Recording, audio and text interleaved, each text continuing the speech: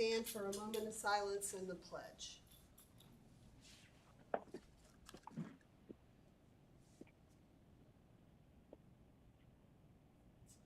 I pledge allegiance to the flag to the flag of the United States of America and to the republic which stands under God, one God, indivisible, with liberty and justice for all. Okay.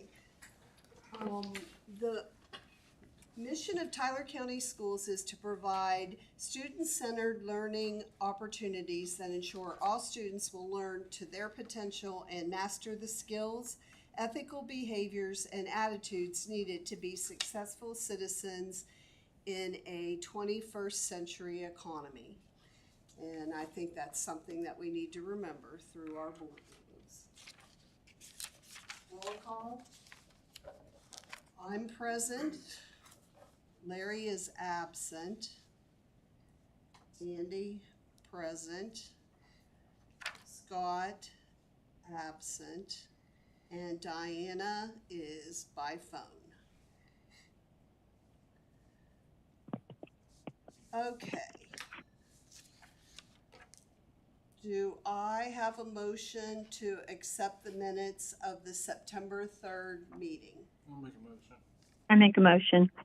How about you make the second, Diana? That sounds great. I'll second it. Thank you. All those in favor of approving the minutes of the September 3rd meeting, say aye. I have one short question. Oh, crap. I have one. I forgot to ask. Sorry about that. Go ahead. That's okay. So did we not employ a volunteer coach for varsity football from Marietta College at the last meeting? I think his name was Colson Lawrence. Was that at the last meeting or the meeting before? I think that was the meeting before that, I think. Yes, it was. 2 meetings ago. So, okay, so it was 2 meetings ago. See, I'm not home to go through all of my things. I'm in Texas. But I was thinking it was just 2 weeks ago and that we just forgot to put it in the minutes. So he would be in the minutes previous to these. I believe so, Mrs. Stender. Okay. If Well- not, when we check, we'll make an addition to the minutes at the next meeting. Sure. And it could just be because I don't have everything with me this time. Okay. That's my only question. All right. So, are there any other questions? Okay. So, all those in favor of approval of the minutes of the September 3rd meeting, say aye. Aye. Aye. Aye. Okay, it was approved by the 3 voting members. Okay, presentations. Mr. Winters is going to talk to us about the nighttime program. I got some guests with me as well. So Oh, great. you can sit there if you'd like, so we're not crowded up here. I brought Mrs. Wright, she's one of our math teachers, Mrs. Morris, our assistant principal, and Mr. Osteri, he's our communities and schools site coordinator. First, just a quick disclosure, I'm very passionate and excited about this, as I was our 6th grade orientation, and I can tend to ramble, so if I do that, you guys all have permission to throw things at me, so I don't take all your time up. Okay, we'll hit you. And Mrs. Stender, I could send you this presentation too if you're not able to see the PowerPoint. Okay, thank you. But and I think this is perfect because Mrs. Byers, you just said that your previous training, they went over the West Virginia tiered system of support, so you guys should have some fresh knowledge as we get through this and related to that. When I started as principal, I went to the leadership network, beginning principals go to, and this was a big emphasis from the State Department. It still is, and we've really taken it on in our school and developed it within nighttime and, you know, throughout our whole school day. So it's something our teachers have worked extremely hard at, we're excited about, and we've seen pretty quick results, honestly, in the first year that we implemented it. So. First, I just want to start with our mission and everything we do. All decisions are made and really lean on our mission, and that's to make it possible for all students to learn the academic and social skills to succeed in high school. And that's one thing we did over the last couple of years too. I worked closely with our high school principal, Mr. Morris. Perfect scenario. We're in the same building and have offices next door. So their mission statement looks very similar to this, but it's preparing students for, you know, life after high school. So to align that, it only makes sense in middle school. We want to prepare them for what's next, and that's high school. So just a quick introduction to what is the West Virginia Tiered System of Support. It focuses on the whole child and three key areas around that, which are academics, behavior, and mental health. And then the circle around is kind of everything that goes into providing the supports and giving students what they need in those three areas. So what is WVTSS? A framework designed to support all students through a tiered approach. Focuses on varying levels of support based on student needs, ensures academic success, positive behavior, and mental health. And the goal of the tiered system of support is to address the needs of the whole child, not just academically, but also behaviorally and emotionally. And it's important that those three work together, not by themselves. Excuse me. And this is the problem-solving process.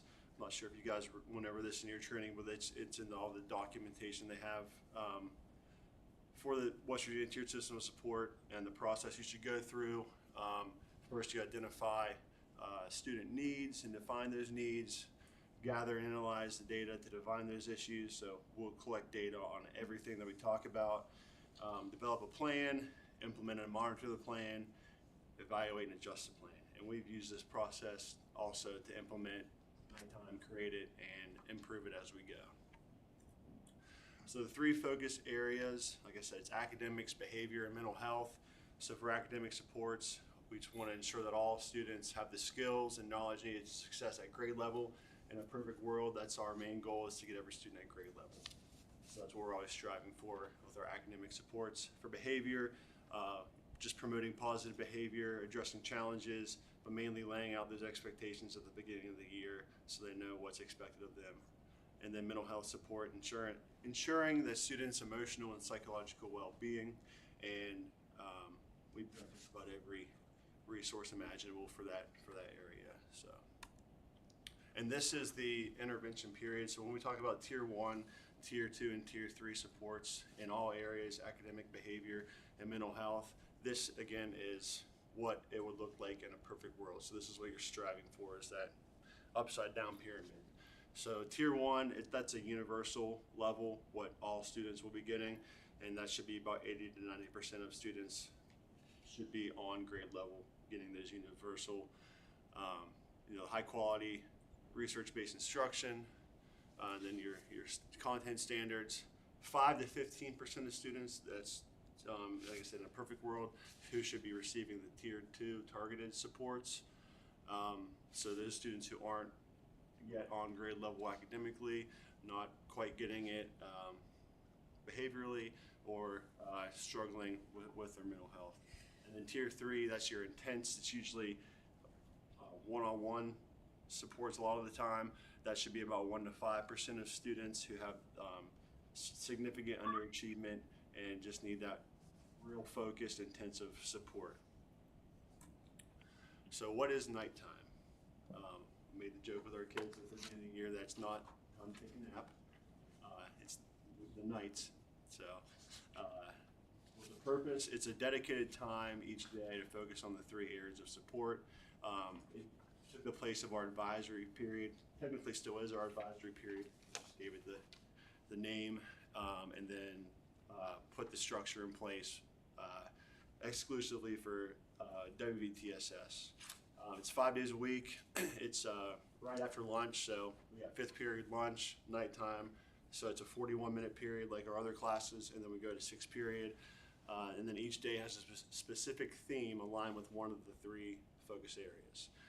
The benefits, it provides a structured environment for targeted interventions and enrichment, and also enrichment activities. So we don't only provide targeted supports for the students who need the extra support, we also provide enrichment for those kids who need more.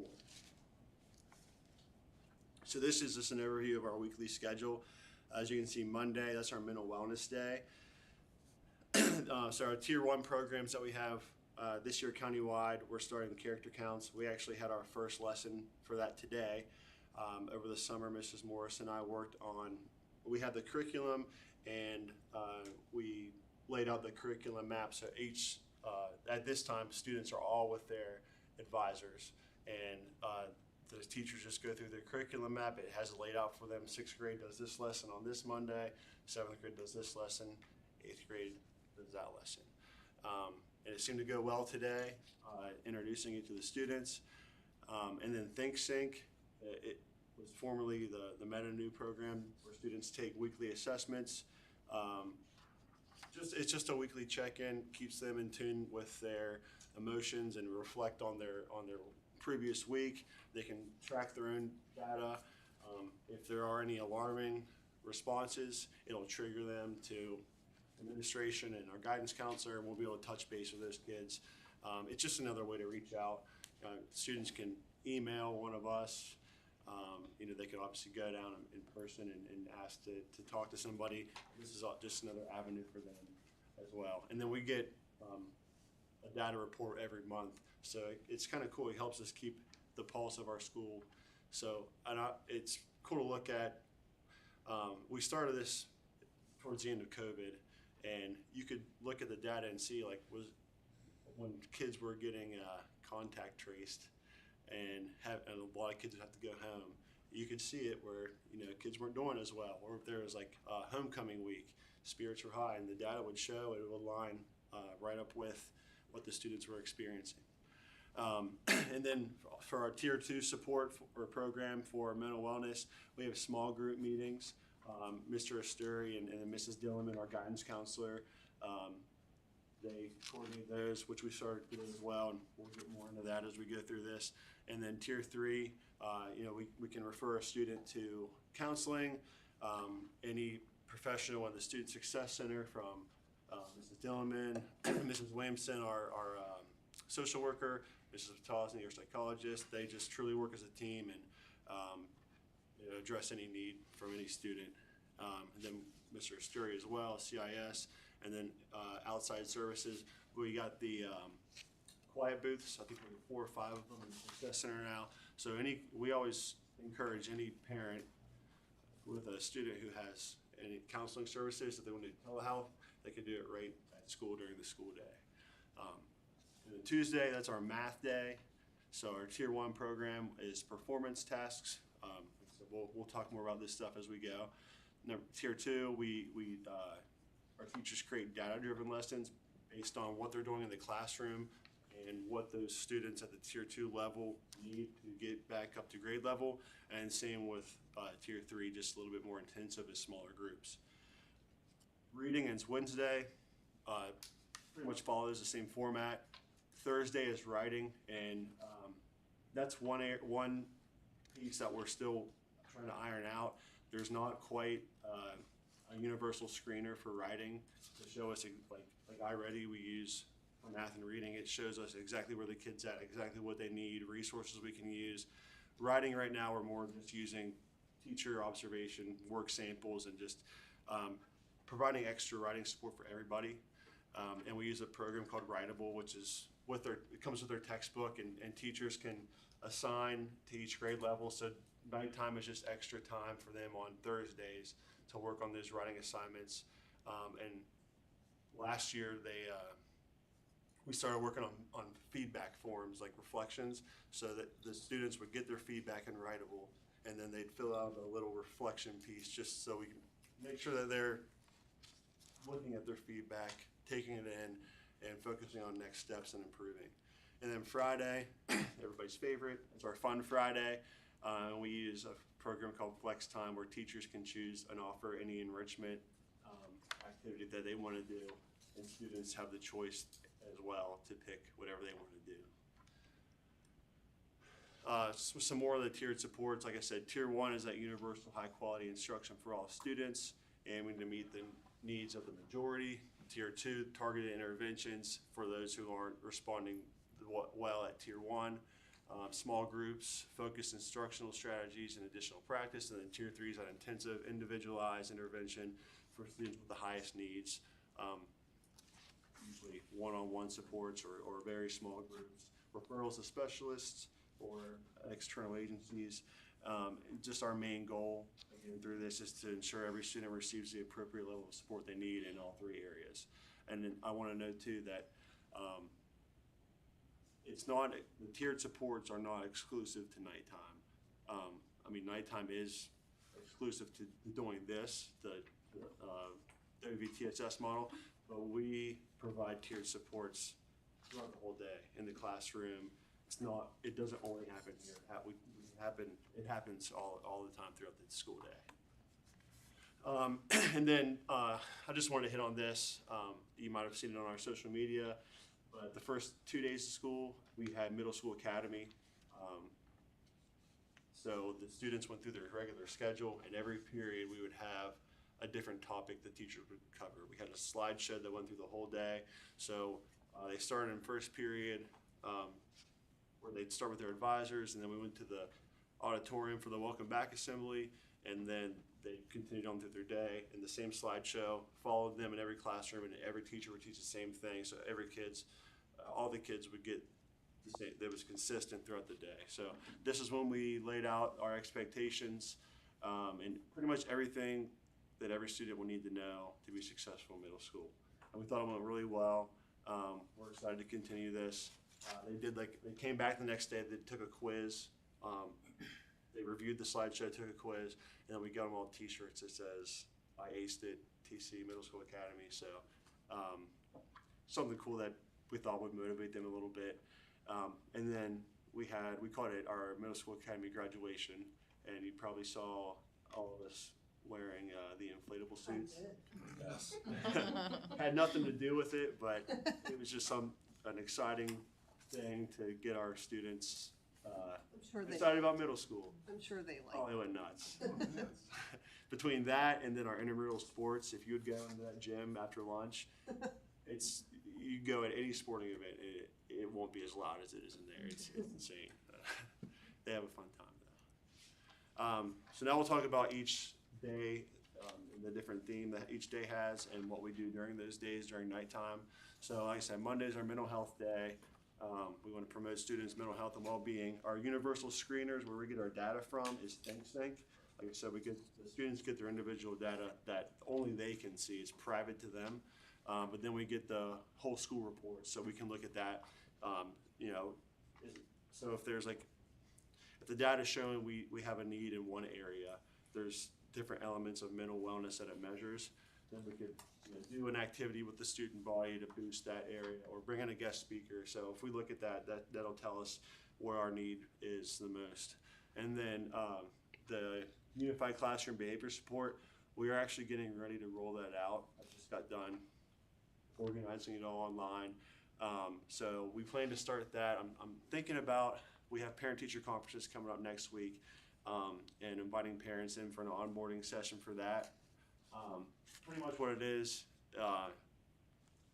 say I'm a teacher and you guys are in class. If you show a positive behavior, we actually aligned it with our character counts. So we have the 7 pillars, and then those are our 7 positive behaviors. So if you are demonstrating responsibility, then we can give you that and type a little note. And then if you have a minor offense behavior, talk back to the teacher. They can click that, and then it'll automatically put them into lunch detention. But the best part about it, why we thought it was a need, the parents can have an app and see their students' behavior history. What we found, if there's a kid that has 10 lunch detentions in a school year, They probably don't go home and tell mom and dad. I can't blame them. I probably didn't either. This way, it just helps us add that extra layer of accountability. Because we have to truly be a partnership with parents, and if we want to get what's best for kids, we have to work as a team with them. But with that, we'll be able to run reports, behavior reports, see which minor offenses are happening the most, what we can do maybe to fix that.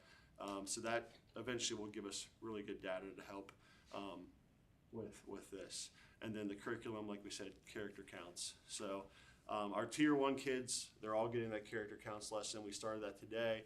Tier 2, we do the small group. And then Tier 3, those individual services that we talked about. And I'll let Mr. Asturi talk on this. I guess he's our communities and schools coordinator. So if you want to talk about right now how we're identifying some of those kids, how you identify them for your caseload, and then how that small group looks. Like, it doesn't matter. You can sit there. So the way that we are identifying the caseload now, a lot of them are kids that just come back from last year. In 2 days, we'll do our 2 for 20. That means every kid who's missed, 2 days of school within inside the first 20 is going to go on a list, and I'm going to tell them, hey, you've missed 2 days through 20. Then once we get to 4 for 40, 4 days and 40 days, or I'm sorry, 4 missed days and the first 4 days of school, then I'll add them to the caseload. But and that's for attendance. So yes. This caseload is built off attendance. It's not exclusive to attendance. I mean, they could be added for any reason, but and we'll talk about this in a few slides, but that's his main focus. That's aligned with our strategic plan, is improving attendance. So, and a lot of times the kids that don't have great attendance struggle with mental health, struggle with academics, struggle with behavior. So learning, the more I do it's working hand in hand. We have kids who miss for a lot of reasons in Tyler County, and our attendance, it's good, but it's not great. We have, we're setting goals based off attendance. But I will say that the kids who were involved in the communities and schools last year are showing a lot of improvement so far this year. We have a couple kids who are really doing a good job. So, like today, I had my small group. It was everybody in my caseload. We had them in a room, and today we worked on character, and that's how our small groups are identified. how many was it We today? had 13 in there today. And then it'll grow. It's going to get to probably around 50. And Mrs. Dillman also does a small group, so as it grows, we'll add more adults, so it stays a true small group. But to start, that's where we're at right now. And then Tuesdays are math day, so I'll let Mrs. Wright talk about all the hard work on our math that we've done. It's been a lot, but we're good. So first off, we start with the diagnostic at the beginning of the year, and that helps us sort kids into groups based on level. We start Tier 3, the ones who aren't meeting proficiency, and then we divvy them up as they go up grade level based on that. We change about every 4 to 6 weeks. And if you want to go to the next slide, so I can just, What do you mean change? like, we move the kids in and out of tiers as needed based on how they're doing in the classroom. So we just use this basic framework that we have been given from ESS this year. We started learning this last year at the beginning in January. We basically just look at the standard that we're covering. We think about what does mastery of that topic look like, what is below, and then maybe above mastery. So the Tier 1, so we're looking at those ones that are at or right there above mastery. They're the ones that are going to be doing the performance task in Tier 1 during nighttime. Tier 2 are they're almost at mastery, so they're going to get reteach of classroom instruction. And Tier 3 is obviously below. We look at prerequisite skills that they need for the on-grade level content. And the Tier 1, 2, and 3 during nighttime is about 2 to 3 weeks later than when they receive the instruction in class. So that way they're getting that refresher that they might be missing during class time when we're not able to provide all the services that we can. And this is kind of a change from what we did in January, where we just used the iReady data and classroom observation. So did I get everything for that? Yeah. Okay. And just to piggyback off that, so we'll have, after a diagnostic, we'll have our data meetings where we look at the scores and put kids in those tiers where they best fit. But it's always fluid, they'll do like a pre-assessment at the first session of the intervention, and then, 4 weeks? You do? Yeah, it's about 4 weeks. So we, based on the classroom observation, and we do pre and post tests in class to help us move the kids into tiers. So on the pre and post test, you'll have just basic level concepts of that standard, and then there'll be a couple questions of more application, and then there are some applications. So those that are maybe missing just the very basic of the concept, they're the ones that we'll look at for tier 2 and 3, and then so on. And they do that Yeah. in the tier 2 and tier 3 intervention. So if they start tier 2 intervention and they take the pre-test and they pass it with flying colors, and they probably don't need to be there, their data isn't probably accurate. We understand that. Some kids just aren't great test takers, so that's why it's important to have teacher observation input and then do another assessment when they get in there and make sure they're in the right place. Yeah, and then like the pre and post tests are given, the pre-test is given to every kid in the general ed classroom and the special needs or special education classroom. So that way we're meeting everybody, and then just the ones that receive that tiered intervention during nighttime, we're the ones that are going to take the post test. So then from there we can say, did that actually, did it work in our advantage? Can we move them out now? And then at the same time, we're already pre-testing for the next standard to go. And then that way we're able to fluidly move. And then also if those kids still need to remain in that tier, we know that based on that post test that they can stay or move. So. And back here. So for tier 1, just real quick, last year when we started, every kid just worked on iReady, does like a self-paced lesson based on how you perform on the diagnostics, so it meets you where you're at. They do that for class, for extra assignments, and they get a grade for that. And it just wasn't the most engaging thing, because a lot of the times kids have it done, they know they have a week to get it done. So that's when we had the idea of doing the performance task and real life applications, and it's a lot more engaging. I kind of describe it as tricking them into learning. So. And then Wednesday's our reading day, and I will let Mrs. Morris talk about that. So reading mimics exactly what Mrs. Wright was talking about for math. We decide on our tier 2 and tier 3 the exact same way. We use the iReady data to decide what kids will go into what groups based on what the teachers are doing in the classroom during that time. A little bit of a difference though between our reading and writing is that looking at the diagnostic and our GSA data from last year, our informational text comprehension was so low that they would like to stick on that for the whole year unless we see a lot of different changes in our data. So for this year, as of right now, reading is going to fully focus on informational comprehension. That being said, our tier 1 looks a little bit different than our math tier 1. Instead of doing performance tasks that are grade level appropriate for what they're doing in different classes, they decided to do tasks that would reach out across all different subjects. So they wanted to be able to supply our science and our history and all of our other subject teachers with different skills and different strategies that they're using in their reading and writing classrooms that they can use also in their writing and history and science and all those other classrooms. So that's really our only big difference between our math and our reading interventions right now is our tier 1 performance tasks, which I'm really excited to see how our non-ELA teachers do with those ELA tasks and how they can incorporate them into their classroom on a daily basis. And writing across the curriculum, I know that's a goal that Mrs. Miller has set and has really emphasized working with us. So that goes hand in hand with implementing that in our school, and I think all teachers bought in, and That's good. excited to see how it benefits. When you use it in every subject, you really, Yeah, absolutely. it's something you have to have. Well, and we tried this at the end of last school year too, and our history teacher was trying some of our thrash outs the other day, different things that he learned at the very end of last year, he's already implementing this year, so it's good to see that. And our art teacher, she's excited about all of it too, and just different ways she can pull that into her curriculum.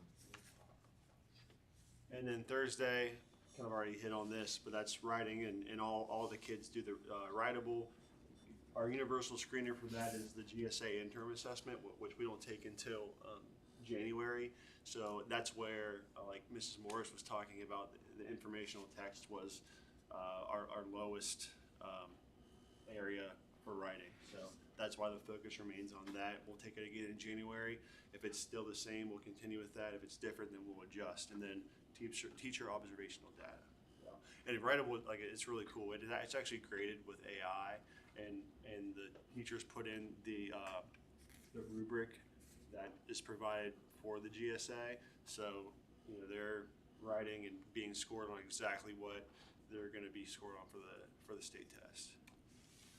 And then everybody's favorite, Fun Friday. It's enrichment and student choice activities. So we use a program called Flex Time. And so how it works is the teacher will go into the Flex Time, create an activity, and schedule it for Fun Friday. It can be anything they want. So we've got, you know, some teachers do board games. We have an open gym. That's probably most popular. What are some other ones? Coding. We have a fantasy football league one. Just art. Yeah, all kinds of art projects, just about anything you can imagine. And they can offer something different every week if they want to. And it's first come, first serve for the kids. The teachers will set how many seats they have availability, and the kids will go on. We usually set a day during nighttime for them to pick, but they've gotten pretty smart, and they'll look ahead and get on Monday morning, and everyone tries to get that open gym spot. Or sometimes we'll do like required activities. So we have our quiz bowl. They'll have tryouts and they'll have practices once we get going into that. So like if you're in quiz bowl, the teacher will put you in that roster, so you wouldn't have a choice. So there's a few activities that are like that. But then we have homework club. So if a student just has a bunch of work they need to make up, they haven't turned in, or falling behind in class, then Mr. Underwood, he offers homework club. So obviously we don't have any kids willingly signing up for homework club. So we put them in there, and it could be, you know, even if it's, you know, behavior hasn't been great that week, you know, we want this to be a reward for kids too. So we utilize homework club for that as well. And also for intervention during that time, Miss Ann Dexler and some of our other special education teachers will offer additional intervention for kids, and they'll usually roster it themselves and have the kids come, but it's another nice way to get those kids in there to do a little intervention, but make it a little more fun too. Yeah. And then task enrichment. So our students with gifted IEPs, Mr. Maiden is our task teacher. So last year, I think before last year, they only had 30 minutes a week for gifted services on their IEPs. So we were able to expand that to 4 days a week, because we wanted to leave Friday open so those kids could experience Fun Friday as well. So they're in there 30 minutes a day, or I'm sorry, 40 minutes a day, Monday through Thursday. And then we also, you know, with you know, getting a gifted IEP, that usually starts in elementary school, and either the teacher you know, requests in a SAT meeting, just like, you know, if a kid's struggling and you go through a SAT for you know, academic deficiencies, the same thing if they're just achieving high and above. And it's a long process, and the teachers have to provide a lot of extra enrichment, and then it drops off after 8th grade, because when you get into high school, you have the AP courses and college courses.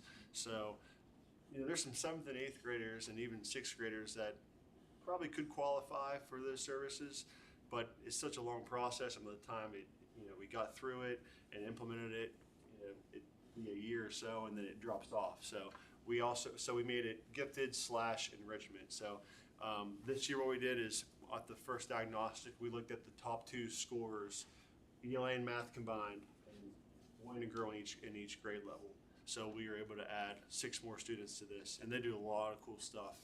I need to bring Mr. Maiden in one time just to talk about tasks, because it's awesome. They do the pumpkin drop, so they'll go to WVU engineering building this fall, and they'll drop a pumpkin. I think it's a 13-story building. They'll go up on the roof of the school and practice. They'll build some kind of device to put the pumpkin in, and there's some rules, but you drop it and hope it doesn't break. And then they run the school store, so that's full-on simulated workplace. We've got a finance department, and Mrs. Northcraft will train them, and they'll work all the finances with her. got a marketing team. They'll put out surveys, what's selling the best, what should we do more of, what should we not sell anymore. And then we have sales people on the ground that are selling during Fun Fridays or Mondays or anytime during lunch in the mornings. So that's been a big hit, not just with the task students, but with all the students. So it's been a big success too. Last year we started the hydroponic towers with the task kids. So I don't know if you guys are familiar with those. I don't even really know how to explain it. It's this really cool, like big white looking tower, and you put like just a little, it's almost like a little like Dixie cup of like dirt, and there's a seed in there, and it just, the water circulates through, and there's like LED lights, and it grows. It's just in a storage room in on the back of the science lab. And we have 4 of them now. We had 2 last year, we have 4, and they're gonna sell those to the kitchen, and they're gonna put on the salad bar. Lettuce. Yeah. Oh, neat. So this is the first year we're doing that, so we're excited about that. And Mrs. Myers actually is the co-teacher for tasks, so she'll help with like the hydroponic towers and just some other side projects that because kids also have the choice to do whatever they want. Mr. Maid will say they run the classroom. He's just there to facilitate and support. We had a kid do sugar rockets last year, so he made rockets out of sugar. And then I said, there's no limits to what they can do. Whatever idea they have, he'll support them and get them what they need. And it's been great all around. And then how we use data. Mrs. Moore, can we talk about this in the next slide? Okay, so we take data from all sorts of places, but the biggest one right now is iReady. So when we come together after the beginning of the year, the kids take the test. We sit down with math on one day, reading on another day, and we sit down by grade level. We do a quick data dive. We look at what the scores were overall for our whole grade level. We look at the grade below and above and things like that. And then we go into individual students. So when we do that, we think about what are we going to be doing in the classroom for the next 6, 8 weeks. Yeah, 4 weeks, whatever it is for that chunk of that unit that they're doing. What are we focusing on in there? And then within iReady, you can toggle the different domains. So for, like I said, reading was informational text. We go into that section of the data, we'll toggle it until we get the lowest kids at the top. And that's where we get our tier 3 section from. And then we'll go down until we get to our tier 2 section. So that's how we can divvy them up appropriately by what they are going to be working on in class.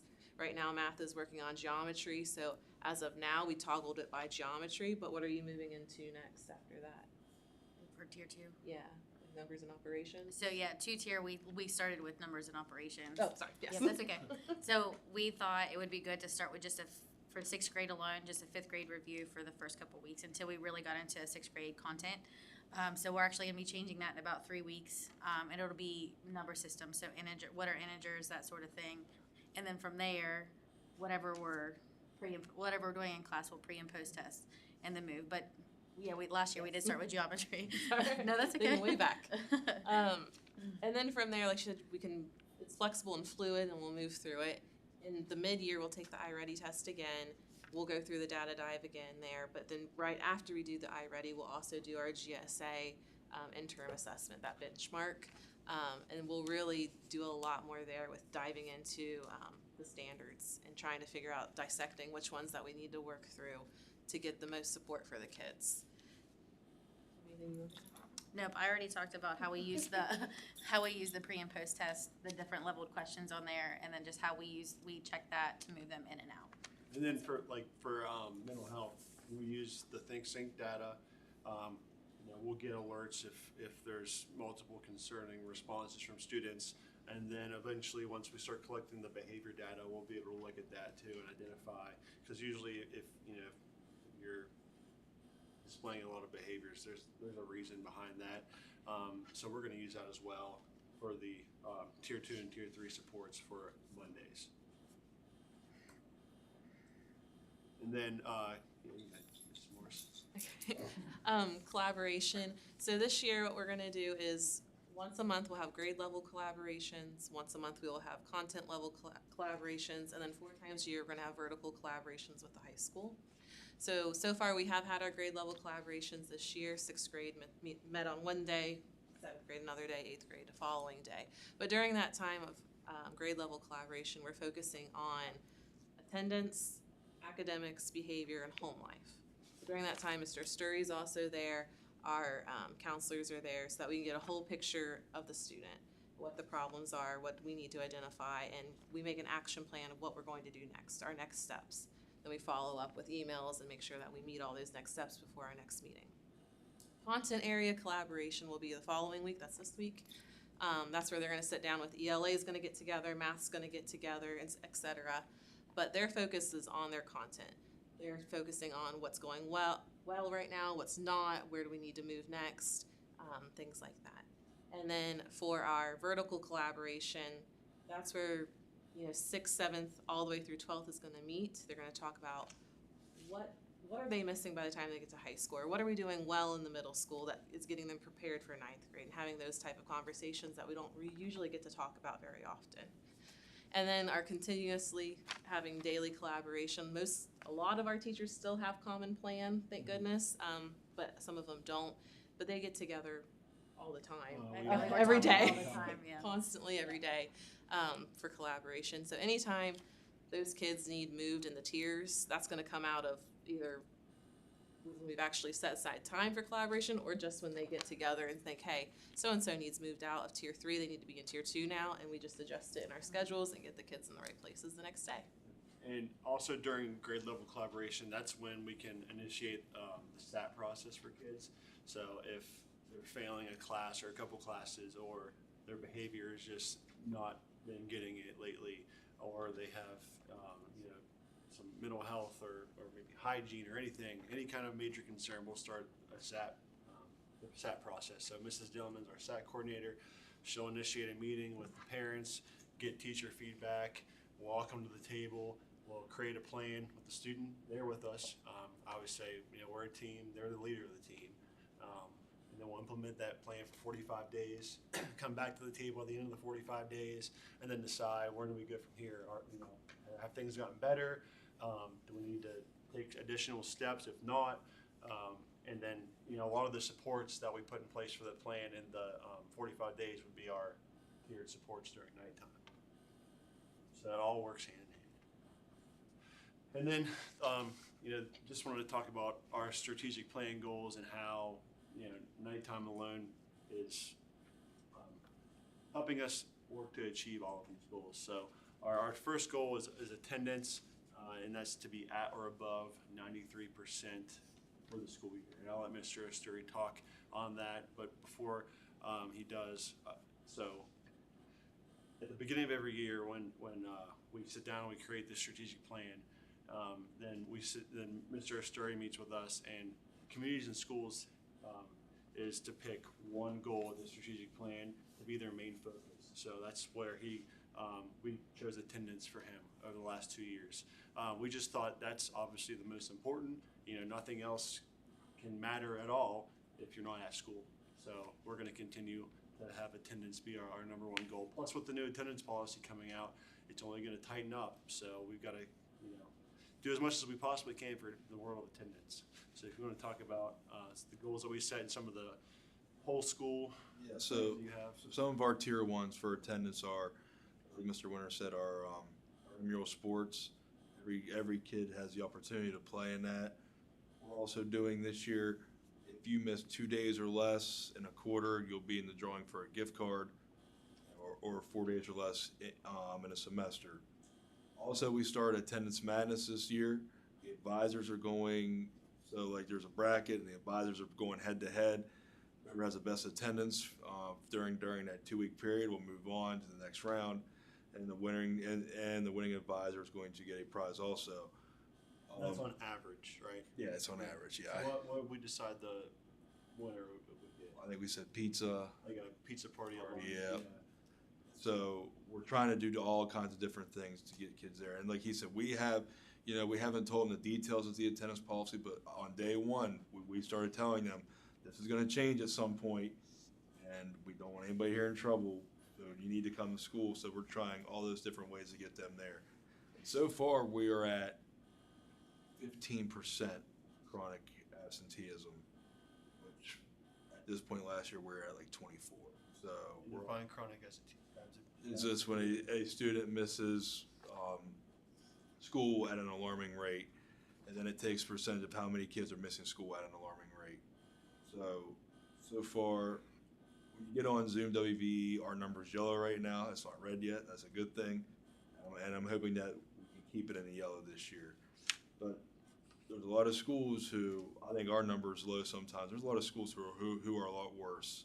So you'd be amazed by how much one or two kids can really drag that number down alone. So my first year, we were, on the year that I came in, we were at 31%. Last year, we finished at 28. So we did make a 3 percentage improvement. And my goal this year is to try to be under 23. It's going to be tough, but I think we can do it as long as we just keep staying on them about it. And involving parents, I mean, to work with the kid, he's got to send a permission form home and just keep constant contact because, like I said, we got to be have a good partnership with them. And then GSA proficiency, increase that as well as decrease students below mastery. You know, what we're doing at nighttime is obviously contributing to academic achievement, which is reflected on the GSA. And then WVTSS, that's its own goal. So obviously this whole presentation is about that goal. And then parent-community relations, just to increase parent-teacher communication. The behavior support program, a tip of parents' fingers are gonna see, any kind of contact that a teacher makes with them, concerning or positive as well. We started a positive postcard program this year. So every teacher's got a big stack of postcards, and we're encouraging each teacher to send home one per week. And we've got a spreadsheet, so when we send home for one student, that way we're not double sending. So our goal is to get every kid by the end of the year at least one postcard home. And that, as small as a gesture it is, it can be really exciting for not only a kid but a parent, and just boost motivation at home. So we're excited about that as well. And then these are when we took the benchmark last year in January, that's the first time we've done that. So it's kind of like, I describe it as like our scrimmage game for the state test. So, we walked out the whole week just like testing week, and kids would come in. We operated on like a 3-hour delay schedule. So the first 3 hours, the students are in their testing groups. They're taking the interim GSA, just like they would in the spring. And these are the results that we got from that. And then we had a PL day right after. We always try to line it up with that. And that's when our teachers will get together, like Mrs. Wright went over that dissecting a standard form. That's where they'll fill that out, and they reroute their curriculum maps from January to May. That's the home stretch into testing. See where the lowest points are and what they need to focus on the most, or implement their bell ringers or review strategies or stations or whatever, just to make sure we're getting students all that they need going into the home stretch of testing. Did you have something on this slide too? I did, but you just covered it. But it's okay. Yeah, we just took this data, and based on the lowest scoring standards, which is pretty much usually geometry and statistics, so we just started incorporating those into our bell ringers. We do stations a lot in the math classroom. Small mini lessons in those stations as well, just to give them exposure, even if we're not able to get to the full lesson, so they at least have that. And then we also used the test authoring system that the state provides, where we could practice those test-like questions on all the topics as well. So that we took those standards, and we just incorporated and changed our curriculum map completely to be able to incorporate all of that stuff that we didn't have before. And if you haven't seen this before, they took the test of what they'd be assessed on for the standards at the end of the year. This was mid-year. So we still had the blue was our above mastery, green is mastery, yellow is partial, and then red is novice. So if you add the percentage of the green and the blue, so like math, we were 26% proficient. ELA, 33, science, 25 in January. So that's, they only received half of the instruction for the standards. So then here is our GSA results for last year. So you can look right there in the bottom right, just the growth. And that tells me all I need to know that, what we're doing is effective. And that's all our teachers. They are working so hard. I can't say enough about how they bought into this, and it is a lot of extra, but they see the importance in it, and like I said, they've worked extremely hard, and I wouldn't be up here talking about it if it wasn't for them. So it's beyond appreciated, and this is a true reflection of the hard work that they do. But at the same time, we understand that it's never going to be good enough. We've got to keep finding ways to change and get better and improve, and have a mindset of continuous growth, and they all do. So we're continuing to work to improve and get better. But you can see ELA 33% in January to 41, math 26 to 41, and science 25 to 32. And it's important to note in science that in 8th grade, they're being assessed on the standards they receive in 6th, 7th, and 8th. So that's a big area of time to retain a lot of information as well. But still, we're pleased with the growth in all 3 areas. And then just to kind of talk about where we started and where we are now, this started as an idea back in the fall of last year. And when we started, we had 4 sections of Tier 2 and Tier 3 combined. So 6th grade had between 4 teachers, our Tier 2 and Tier 3 interventions, so 2 and 2. No, everybody, 6th through 8th grade, we had 4 sections of, so we only have 4 teachers providing intervention. That's just all we could logistically work out at that time. And then as well as using the iReady for Tier 1, which wasn't the most engaging at that time. And just a lot of logistical barriers. We were organizing it all in a Word document, and it was a lot, and it was a headache. And then we discovered the flex time, and that has been amazing with organizing this, because now we roster the students, and so if we put the whole roster for our intervention on flex time, so the teachers can pull it up, they can see who they have. The students open their iPad, click on flex time, it tells them exactly where they need to go that day. So if they change from one week to another, we always ask them, check your flex time before you go so you see where you're at, and it's been a very smooth process. So we were able to expand from 4 sections to now 12 of Tier 2 and Tier 3. We've got teachers of all content areas, all of our special education teachers, our health teacher, our art teacher, providing intervention for math and reading. And they've really stepped up and done a good job with this. And then we have every teacher is doing a performance task for math or an engaging lesson for reading for Tier 1. So every teacher in our building is teaching math or reading in some capacity. And like I said, we use flex time for the organization, but we can confidently say now that when we look at our data after a diagnostic and place kids into the tiers, that every student is truly receiving the appropriate intervention or enrichment that they need. And that's something that we're really, really proud of. It's just amazing. And then just a quick summary. I said it's a whole child focus, ongoing assessment, data-driven decision making, and continuous improvement, commitment to supporting all students at Tyler Consolidated Middle School and preparing them for high school, like our mission states. And I just put the bottom there is something we talked about with our teachers at the beginning of the year, is to handle hard well. It's not easy. If it was easy, then it wouldn't matter. And they are being asked to do a good bit extra, but from the data and the results that we're getting, we know that it's working. And I can't say enough about these 3 here. Especially Mrs. Wright. She's probably done more extra than any teacher.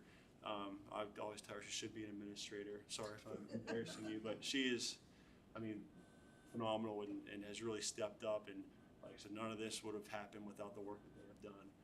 So I'm really, really grateful for that. That's it. Any questions? Just that last part you said, I just can't imagine being a teacher of art and do you have like lessons yet so you teach them how to do the math? Yeah. I was gonna say, We don't hang out to dry.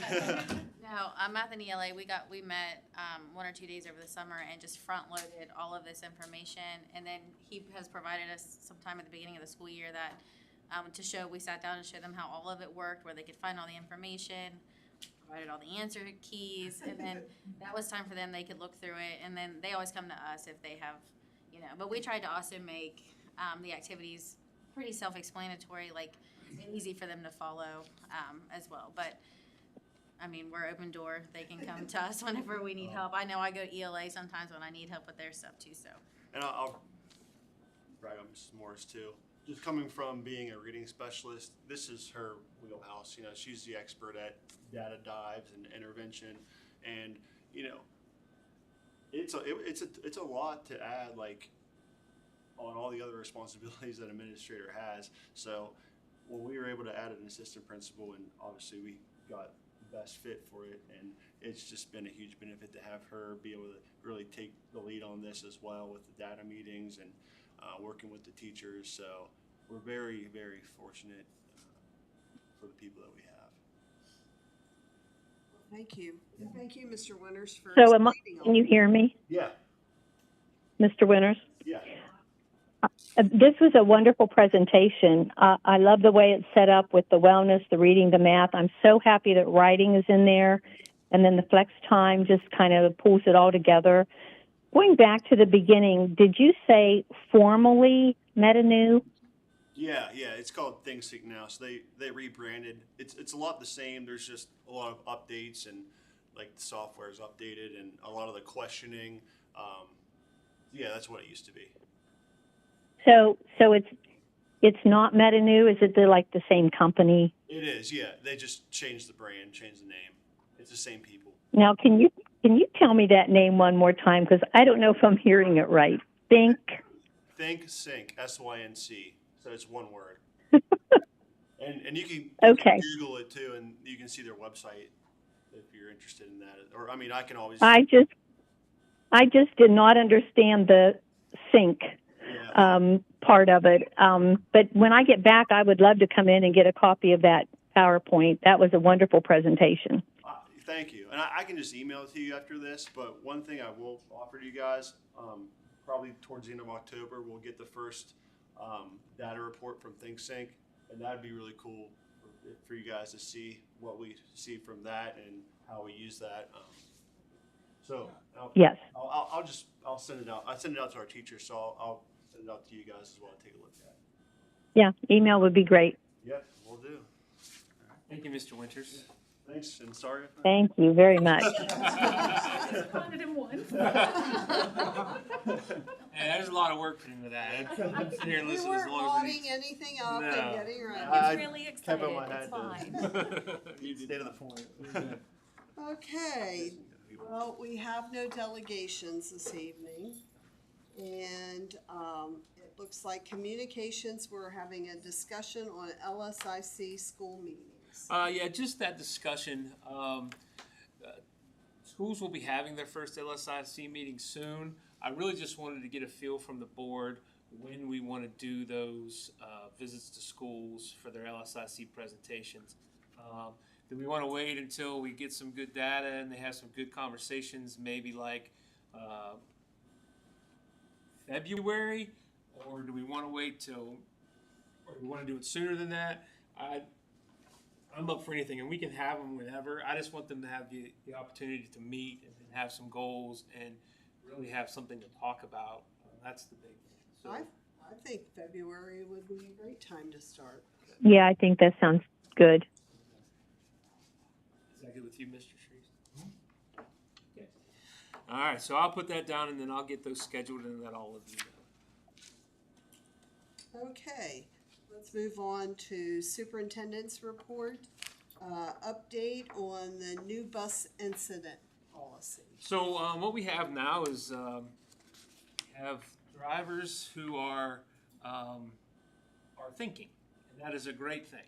We have drivers who are thinking about safety. They're thinking about, what should we do if this happens. So what I did was I created a outline of a policy, I guess, that was based on those procedures that Mr. Davis had put together, and we passed it out to drivers, and there's been a lot of spirited discussion on That's that a shocker. policy. So, but it's been good, and like, you know, I'm not one that thinks that everyone should just go along with. I want them to. Oh. I want the interaction between. I want I them to agree. talk about it. I don't want them just to say, "Well, that looks good. Let's do it that way," because that's a big deal. That's their livelihood, and I want them to have a say. So that's kind of where we're at now. We're back and forth. We're going to continue to go back and forth until we have a policy that we can bring to you all that we feel is fair for drivers and is fair for the board. You know, we're looking at a lot of things with this. One is covering drivers, the safety of our kids, and then as a board and as a school system, making sure that we're covering ourselves if there are incidents that happen. So it's a big undertaking into one policy. And I think it's morphing into more than what we had first anticipated, but that's a good thing.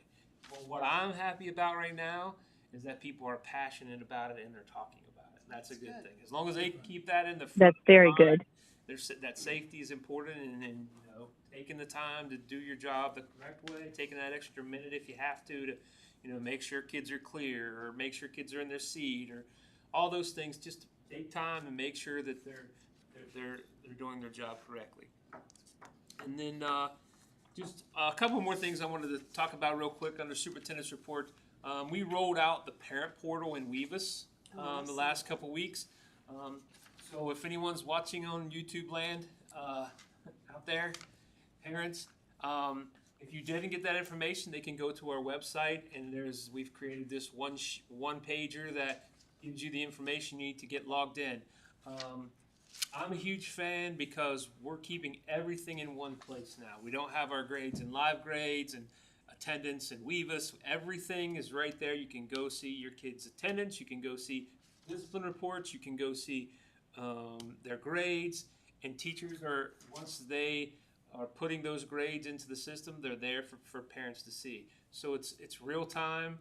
And then there's also the feature that will continue to roll out where there's the communication between the teachers and the parents, no matter what grade level that is. So Weavis has been around for a long time and it's had a lot of hiccups over the years, but I feel like this is one of the best things that they've came up with from the State Department in Weavis as far as the parent portal. So there are some growing pains.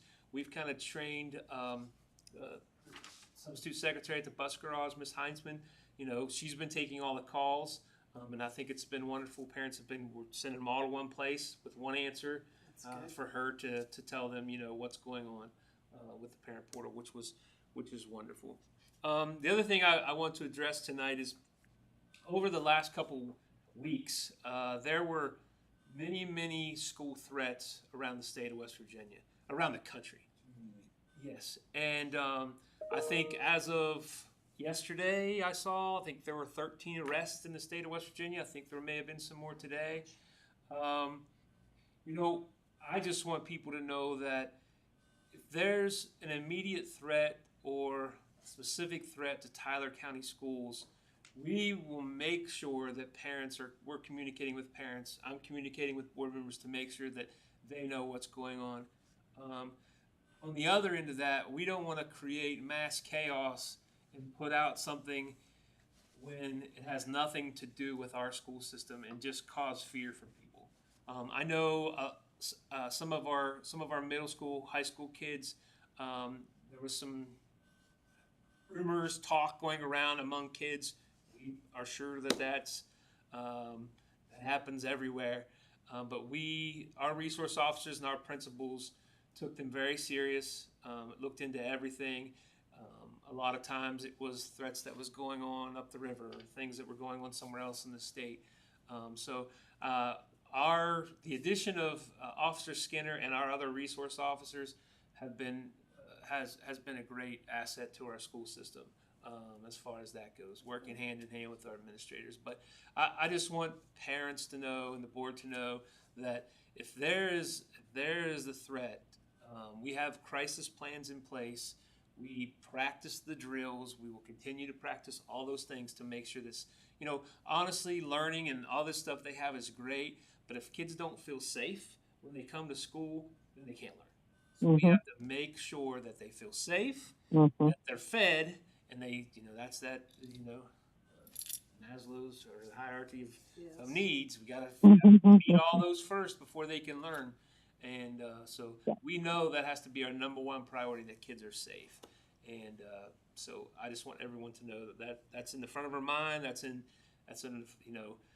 everybody was a little bit on edge the last couple weeks, I believe, just mainly for that, because you don't know. You don't know what you don't know, and you're worried about it. And so we feel like we have a good handle, and we have a good plan if something were to happen. So I wanted to let you guys all know that. Okay, Thank you. thanks. You're welcome. Okay, any committee reports? Oh, I have one. I forgot. I attended the Sistersville Library meeting, and they're having a lot of facility issues. So they're trying to come up with funding. I guess they have a wall in the basement that seems to be giving them some issues. Plus they need new downspouts and a whole bunch of stuff. It's the water has went under where the sort of like the driveway back behind the library is, and it's hooving up. And so right now their big item that they're working on is their facility to make sure it stays good. They're having issues with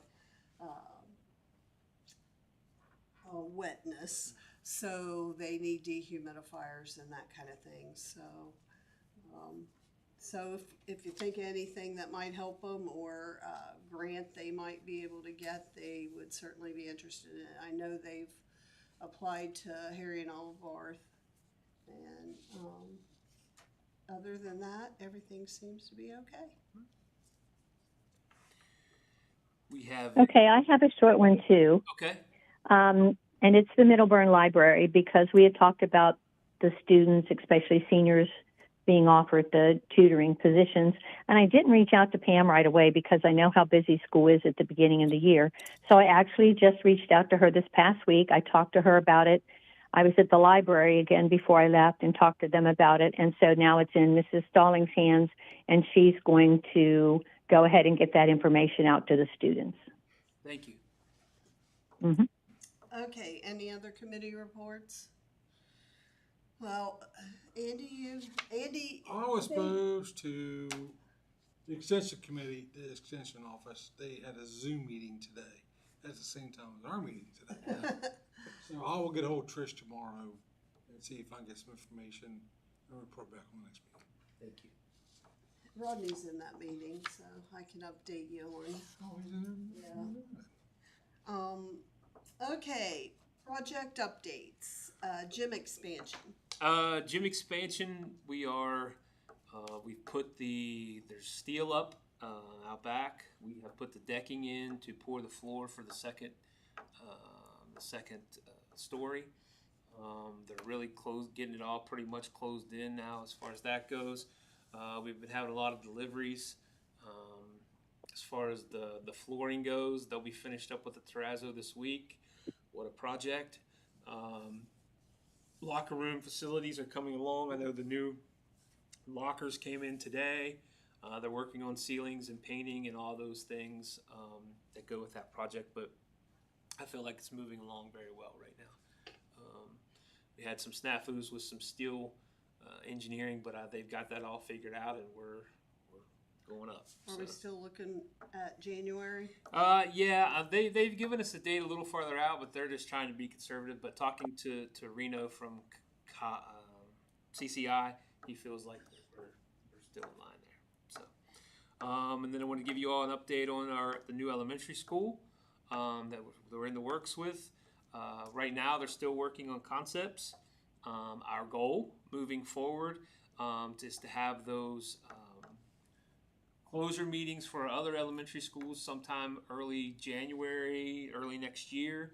We will amend our CEFP to, you know, show those changes. And then from there, we'll continue to move forward. Mr. Davis and I have been working on some budgetary numbers, so when they're creating this, it's not, we want to be frugal with our money. We want to make sure we're not, we want to make sure we're doing the right thing with tax dollars and not overspending and not saving some for a rainy day that may come. So we're really been looking hard at those numbers, and we think we have a pretty good number. And when I think we're getting close to being ready to say what those budgetary numbers are. So we're getting there. So then you're thinking January will be when the public meetings are? January will be when the public meetings are. Yep, I believe so. All right. Staff reports? Nothing under staff reports, but under staff reports, I would like to brag on our band people. I don't know how else to say it. I don't know if you all seen the amount of people that was in the stadium for the oil and gas bandorama, I missed it. but it was unbelievable how many people, and just the amount of praise and appreciation and just bragging from all the different schools on our facilities and how beautiful they are and how nice they are, how well ran it was. I mean, we had thousands of people through there on Saturday, and it was well done. I don't know if any of you know Randall Reed Smith. I do. He was so excited, and he was the star of the day. Sure. And he just kept bragging. He bragged on Mrs. Fetty took him into her auditorium and showed him our auditorium, and he was in all of that because he's a big theater guy. Yeah. And he was in all the things that we have here. So we are very fortunate, but I feel like we are doing what's right for our kids and giving them the best of everything. So that's encouraging and reinforcing to us, knowing that you see what we're doing and how great it is for kids. So. I was wondering, because of our talk tonight on attendance being important, like what is our attendance in Tyler County? It's like, you mean like our The people? percentage. We usually run in the low 90s on average per day. The biggest thing, and that's probably been forever, the low 90%, low 90%. But the biggest problem is those chronically absent kids that group of 7% miss so many days, and that causes a lot of issues. So the chronic absenteeism is the main issue. Daily attendance is usually low 90s to mid 90s. So when the attendance changes, it changes. Did they put anything in there to help you make that stick? Like, can you make Enforce it. parents accountable for their chronically absent children? So it's been in place before, but now it's just, and Mrs. Walton's going to come in next and give you more details on it. But the gist of it is you get 10 absences, Right. regardless of what they are. Right. Whether you're sick, whether you go Vacation? whatever, you get 10. Doctor excuses. Yeah, doctor, doesn't matter. If you're not in school, you get 10 days. So at that point, what Mrs. Walton will do will be, she can file truancy charges.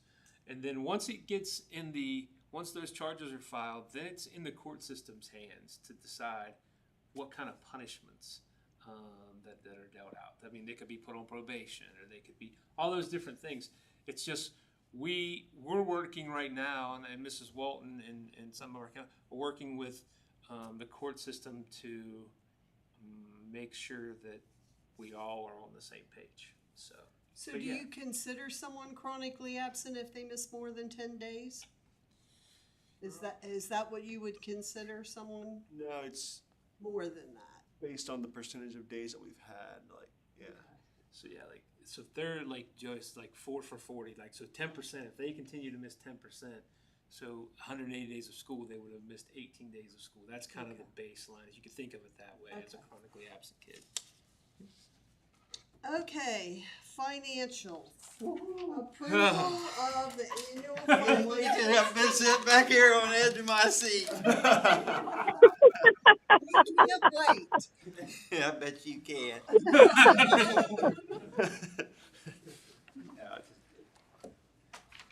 Page 1, bullet number 1.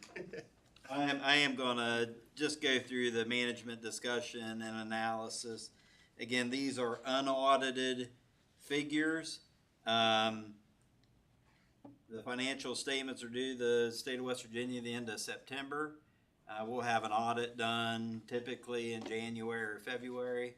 We'll bring the audited financial statements back to you at that time.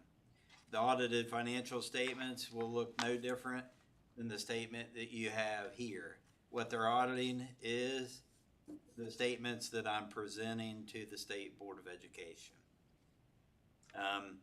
It's no surprise, and I'll kind of just gloss through the highlights of it. Tyler County's assets exceeded liabilities by $115.5 million at the close of the year, with an unrestricted net position of $61.2 million. The board's net position increased by approximately $52.2 million. Unrestricted increased $39.6 million, all really related to increase in tax collections, which I'll go into in a few minutes. Fund balance, if you're looking at the general fund, fund balances of approximately $67.1 million, which is an increase of approximately $45 million from the prior year.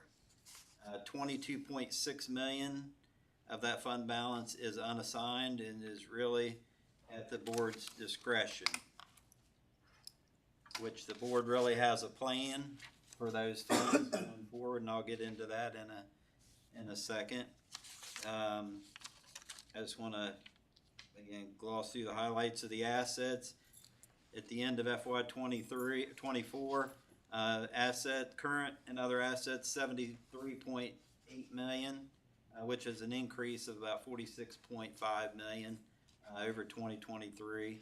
That is primarily cash and investments. At the end of FY 24, we had approximately $7 million in the bank in investments, and either with the Board of Treasury, with the state of West Virginia, or at our local depository, all of which are earning asset or are earning interest.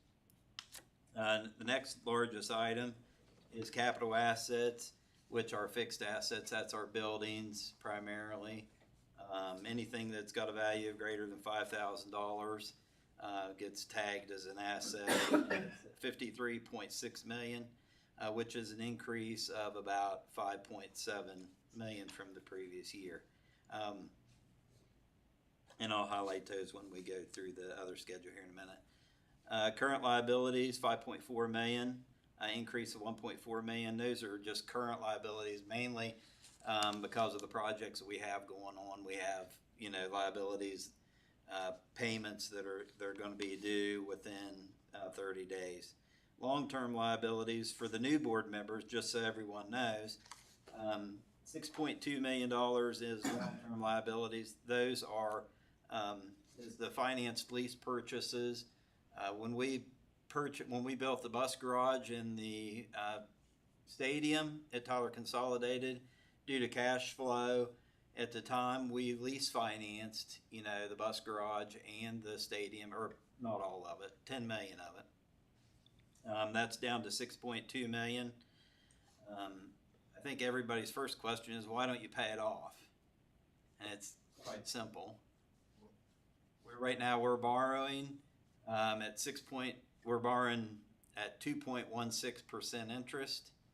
We're earning 5.4% interest. So our money we make more money by investing our money than it does to pay the debt off. We will make our normal debt we'll make our normal annual debt payments. It should pay off in approximately 6 years. capital assets increased over the last year, 12.5 million.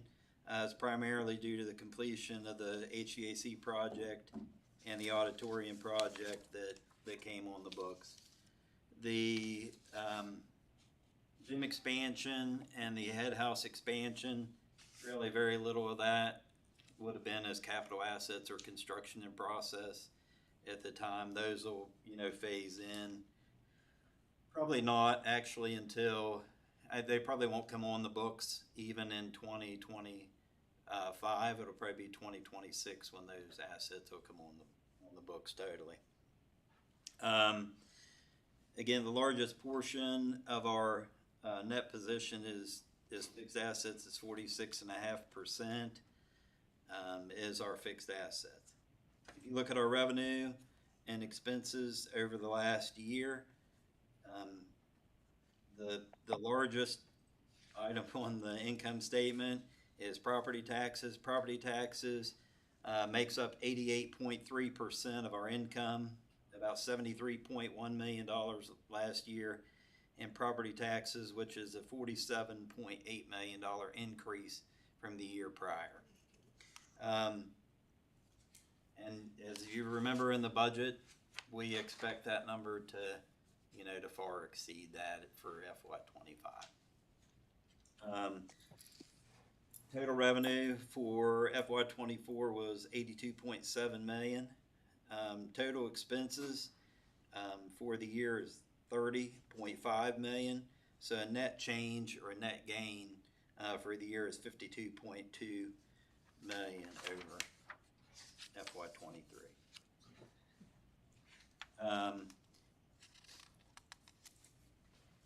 Something that's interesting to look at, unrestricted investment earnings, that's interest earned. We increased $1.5 million from the prior year, and it's mainly the interest rates are higher, our cash balances are higher, our interest rate naturally, or our investment earnings are naturally going to be higher. We expect them to be much higher, probably double that at the end of FY25. I already mentioned property taxes increased by approximately $47.8 million. Overall expenses increased $5 million over the prior year, primarily due to salaries and other related benefits for employees, and then of course the construction and all that work that was going on in FY24.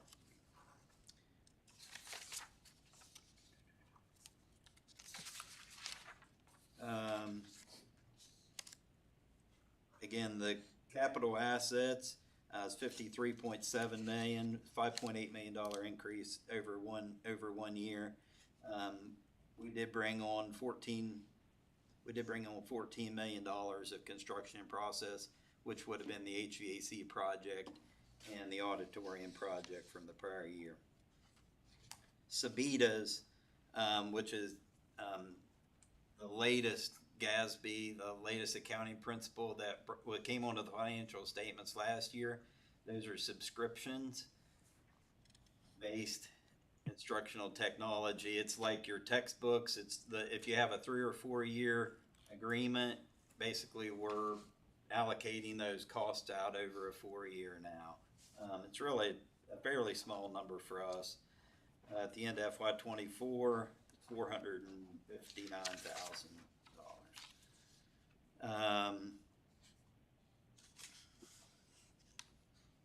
Earlier I went through the liabilities.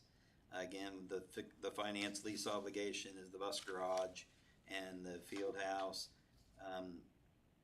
The two other large items, the net pension liability proportionate share is $1.6 million. The OPEB liability, which is insurance, is actually an asset now. It's $211,748.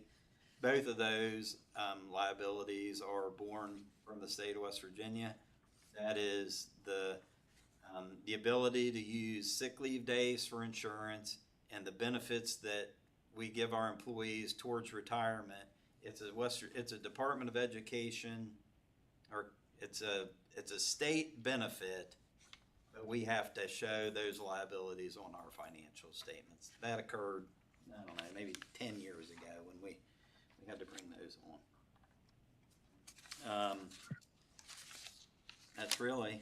That's the highlight of it. We're financially very, very strong.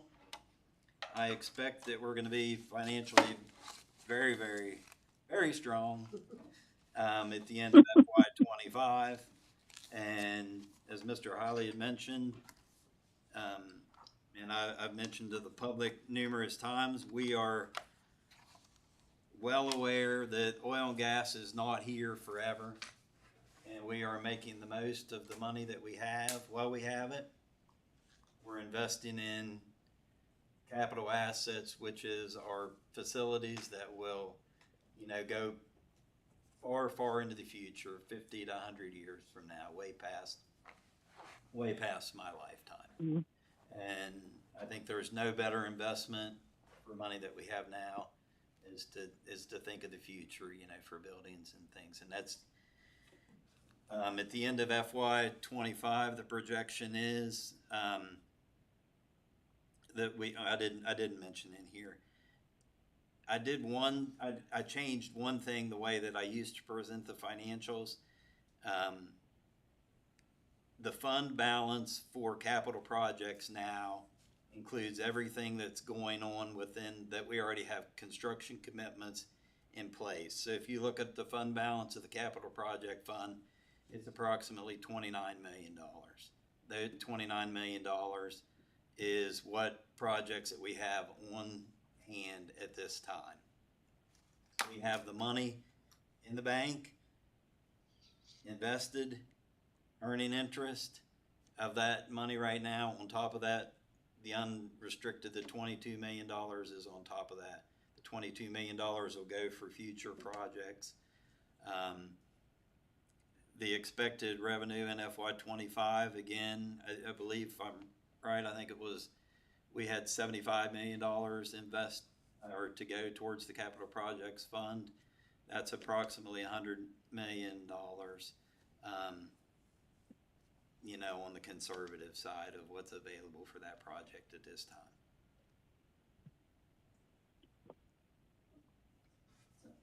Well, that was very encouraging, Mr. Davis.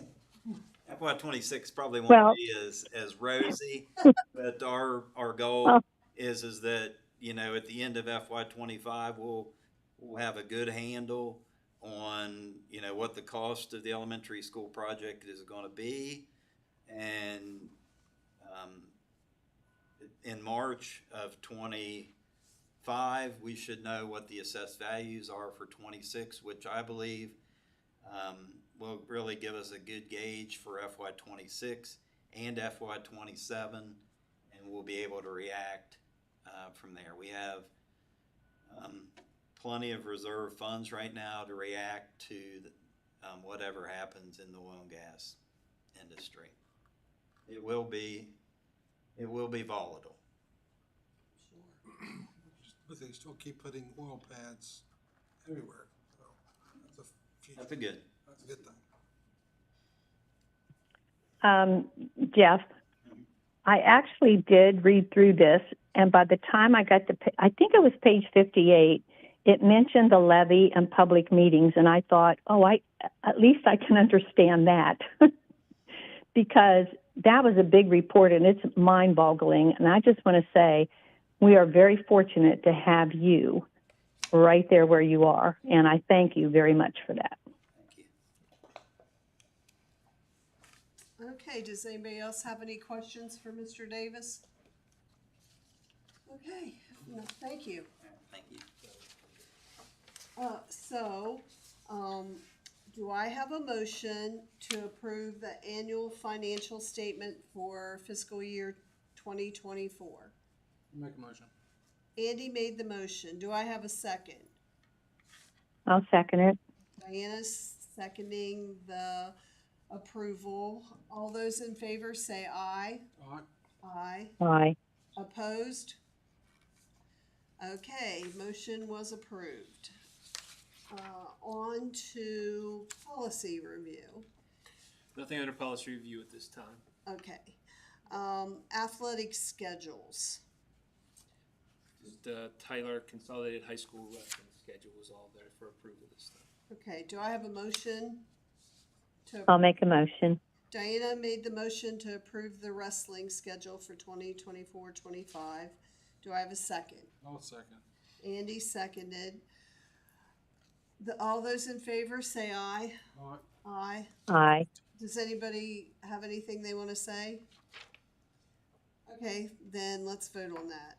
All those in favor? Did we already vote? We did. Aye. I cannot get this straight. One of these days. That's okay. We can vote twice. I'm telling you. Could have voted twice. Double okayed. It's double okay. Well, my problem is I feel like I keep forgetting to open it up for discussion. So you guys have to remind me of that because Diana's the only one that speaks up. So you guys need to remind me when I don't let people speak. Okay. I'll try to do that. Well, I appreciate it because I've got to start remembering that. Approval of requests. In your agenda, there are quite a few trip requests. We have some field trips. We have some basketball scrimmages, mainly field trips, educational field trips. The one I would like to highlight is an overnight trip, but they do have both male and female chaperones, and I think that it would be a great trip for our kids. Yeah, it's going to be really good. As far as that's D, that's the request to go to the astronomy class and members of the astronomy club. I believe there was an Go to the various invitation on that. locations. I believe there was an invitation at the bottom that said if you would like to join us, feel free. I would love to. I think that sounds very interesting. That is going to be quite an experience. Yeah, it's wonderful. It's going to be great for the kids. So I would ask approval of all Yeah. those trip requests, please. Does anybody, let's do the first part. Do I have a motion for approval of the requests? I'll make a motion. Andy made the motion. Do I have a second? I'll second it. Oh, okay. Diana seconded. Does anybody have anything or questions about any of the trip requests? Okay, if not, let's vote. All those in favor of approving the trip requests, say aye. All right. Aye. Aye. Okay, motion carries. All the trip requests have been approved. Thank you. Okay, on to personnel. We have no resignations after publication. Number 2, resignations. Lindsay Tennant is resigning as her position of cook at Sistersville Elementary School, and that will be effective October 2nd, and I'll ask for approval of that. Okay, do I have a motion to accept Lindsay Tennant's I'll make a motion. Diana made the motion. Do I have a second? I'll second. Andy seconded. Does anybody have any discussion on that? Okay, if not, all those in favor say aye. All right. Aye. Aye. Motion carries. Number 3, employment transfers and rescissions. A, employ Heather Housel as a special education teacher at Sistersville Elementary School. B, employ Teresa Dunham as the after-school activities supervisor, and that will be effective immediately. C, employ Danny Cochran as bus operator of the Boys and Girls Club afternoon run, effective immediately. And D, employ Jessica Knox as social studies fair coordinator at AIB, effective immediately. And I would ask approval of all those. Okay, do I have a motion to approve the employment listed above? I'll make a motion. Do I have a second? I'll second it. Okay, Diane made that second. Anybody have any questions on the employments? If not, all those in favor say aye. All right. Aye. Aye. Okay, motion passed. Nothing under other personnel. I think we're on to P. Okay, do I have a motion to pay the bills? Pay the bill. I'll make a motion. Okay, Andy already made that motion. Would you like to second it? Sure. Okay, does anybody have any question about the payment of the bills? Okay, if not, let's vote. All those in favor of paying the bills, say aye. All right. Aye. Aye. Okay, motion carries. Okay, request for agenda items for the next board meeting. Does anybody have anything that they would like to discuss at the next board meeting? If anything comes up, just let's make sure Mrs. You know her, Miss Roberts? Yes. Can't see her. Okay, yeah, you have plenty of time. If you think of something, just let Stacy know. And the next regular meeting will be held on October 7th at 7 o'clock here in this office. And we're located on Dodge Street in Middleburg. Do I have a motion to adjourn the meeting? I'll make a motion. Do I have a second? I'll second it. Okay, Diana seconded it. All those in favor say aye. All right. Aye. Aye. Okay, this meeting is adjourned and we'll see you on the 7th. All right. Thank you, everybody.